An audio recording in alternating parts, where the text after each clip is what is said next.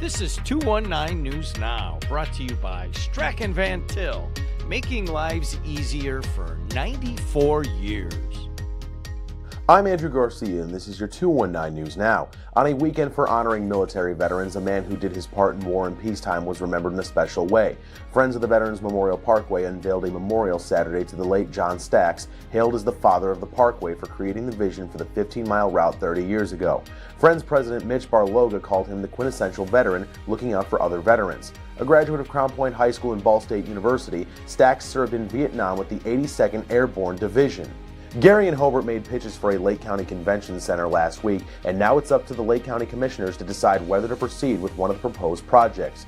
The Commissioners are reviewing both proposals for a replacement for the Radisson at Star Plaza that would host conventions, conferences, trade shows, and other events. Commissioner Jerry Tippie said they hope to reach a decision by year's end. My impression is that the earliest we would make a decision is sometime in December, Commissioner Kyle Allen said.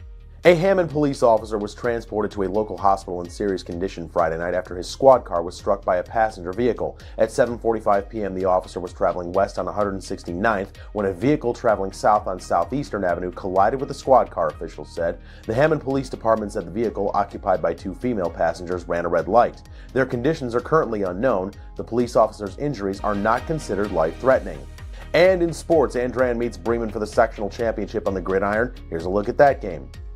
The last time Andrean won a sectional championship was during the 59ers' run to the 2A title game in 2022. A win in this one gives them their 22nd crown in program history, and standing in the way is Bremen. Just under 6 in the first, Andrean down on the goal line. Brady Ellis keeps it himself and crosses in for the touchdown, and the Niners are off to the races. Speaking of races, it's time to get the horses going. The handoff is to Ethan Reyna, and the sophomore is ready to rumble. Reyna goes up the middle, stays on his feet, avoiding a would-be tackler. Now there's just one man to beat, and he does just that. 46 yards later, it's 14-0 in favor of the red and gold. Early in the second, Niners knocking on the door again, and Jeremiah Gonzalez is the boogeyman on the other side. The sophomore takes it to the house. Andrean starting to pull way up 21. Shortly after, the home team looks to put this one on ice. Ellis looks left and puts one right on the money to Jaden Holmes. It's all gas and no brakes in this one. The 59ers add on and leave the Lions in the rearview mirror with a 35-0 shutout.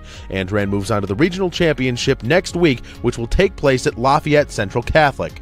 To read up on more local news and headlines, visit JEDtv.com and NWI.com. I'm Andrew Garcia, and this has been your 219 News Now.